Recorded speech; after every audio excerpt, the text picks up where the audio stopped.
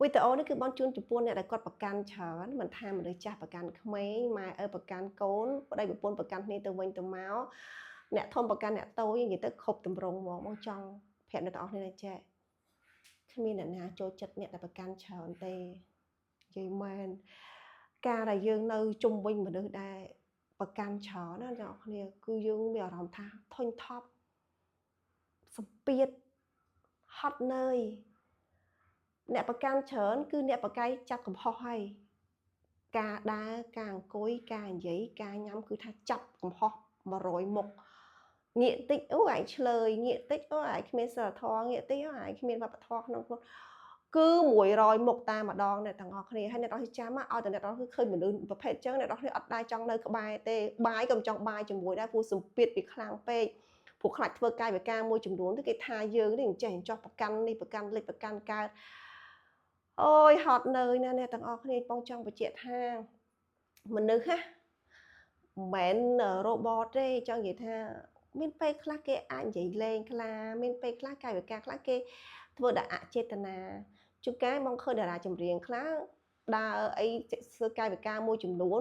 ផ្ទាល់ខ្លួនរបស់គាត់ណាអោអ្នកអង្គុយថតប៉ះចាំជំរិតពុបមួយទៅហើយយកទៅនិយាយអាក្រក់ពីគេយើងទៅ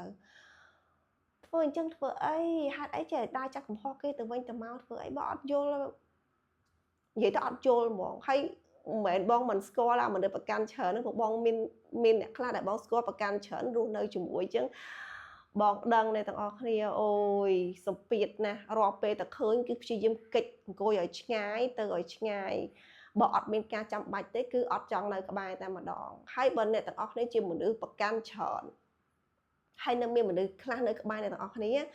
អាហ្នឹងមិនថាបើសិនអ្នកទាំងអស់គ្នាមានអត្ថប្រយោជន៍ទៅឲ្យគេឬក៏របស់ខ្លះវាតកតងជាមួយថាជាសាច់ញាតិมันអាចខុតទៅណាបានអញ្ចឹងណា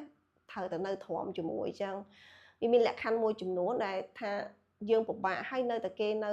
ទ្រាំមួយយើងគឺដោយសារវាមានអីមួយជាតំណែងតំណងមួយឬក៏ជាលក្ខណៈអត្ថប្រយោជន៍ដែលគេត្រូវតែទ្រាំជាមួយយើងដែលគេត្រូវនៅស៊ូទ្រាំអញ្ចឹងណាហ្នឹងហើយអញ្ចឹងបងចង់និយាយថាកើតជាមនុស្សកុំប្រកាន់ច្រើនពេកកុំចាប់កំហុសច្រើនពេកយើងធ្វើអញ្ចឹងណាអាអ្នកនៅក្បែរខ្លួនមួយយើងគេធុញណាស់គេមិនចង់នៅក្បែរយើងទេគេមានសម្ពាធខ្លាំងយល់បងនិយាយអត់